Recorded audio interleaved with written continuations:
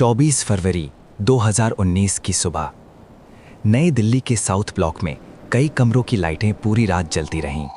Phone लगातार बज रहे थे। स्क्रीन पर एक ही नाम बार बार उभर रहा था, इस्लामाबाद। और ठीक उसी समय टीवी चैनलों पर एक वीडियो चलना शुरू हुआ। एक भारतीय वायुसेना अधिकारी, चेहरे पर चोट के निशान, लेकिन आवाज में अद्भुत शांति। मैं विंग कमांडर अभिनंदन। उस एक वाक्य ने पूरे देश की धड़कन रोक दी। लेकिन असली कहानी उस वीडियो से कहीं ज्यादा गहरी थी।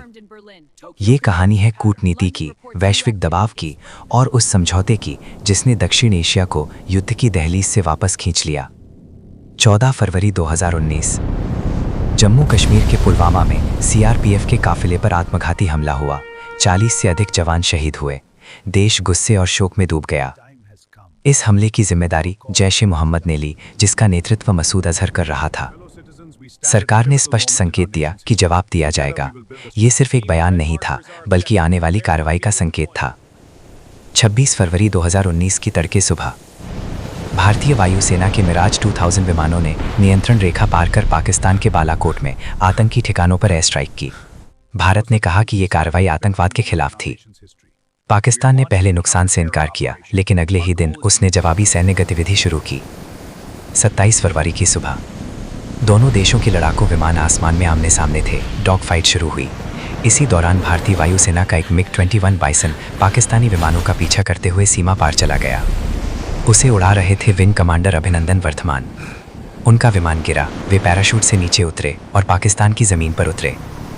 कुछ ही देर में वे पाकिस्तानी सेना की हिरासत में थे। इसके बाद एक वीडियो सामने आया। अभिनंदन शांत स्वर में अपना नाम और सर्विस नंबर बताते दिखे। उन्होंने कहा कि उन्हें पाकिस्तानी सेना द्वारा ठीक व्यवहार मिला है। भारत ने तुरंत प्रतिक्रिया दी। नई दिल्ली में पाकिस्तान के उच्चायुक्त को तलब किया गया। आधिकारिक विरोध दर्ज कराया गया। भारत ने स्पष्ट कहा कि ये जिनेवा कन्वेंशन के तहत युद्धबंदी का मामला है और पायलट की सुरक्षित वापसी सुनिश्चित की जानी चाहिए। दुनिया की नजरें अब दक्षिण एशिया पर टिक गई थीं। दोनों देश परमाणु शक्ति संपन्न हैं। तनाव बढ़ रहा था।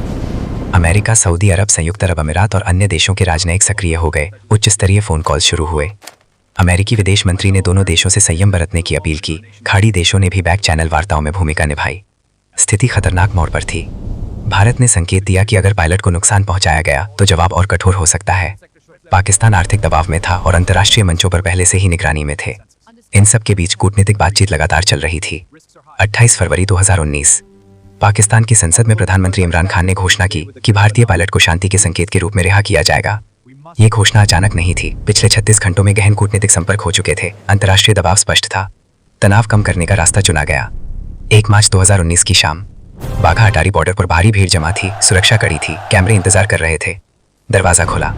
विंग कमांडर अभिनंदन भारतीय सीमा में लौटे। उनकी चाल संयमित थी, चेहरा शांत, मूछी अब राष्ट्रीय प्रतीक बन चुकी थी। वो सिर्फ एक अधिकारी की वापसी नहीं थी, वो एक राष्ट्र की गरिमा की वापसी थी। इस घटना के बाद कई बदलाव हुए। भारत ने पाकिस्तान का मोस्ट फेवर्ड नेशन दर्जा वापस लिया। अंतर्राष्ट्रीय स्तर पर आतंकवाद के खिलाफ दबाव बढ़ा। बाद में मसूद अजहर को संयुक्त राष्ट्र द्वारा वैश्विक आतंकी घोषित किया गया। इस पूरे घटनाक्रम ने दिखाया कि आधुनिक संघर्ष सिर्फ युद्ध क्षेत्र में नहीं, बल्कि कूटनीति, अंतर्राष्ट्रीय कानून और वैश्विक दबाव के जरिए भी लड़े जाते हैं।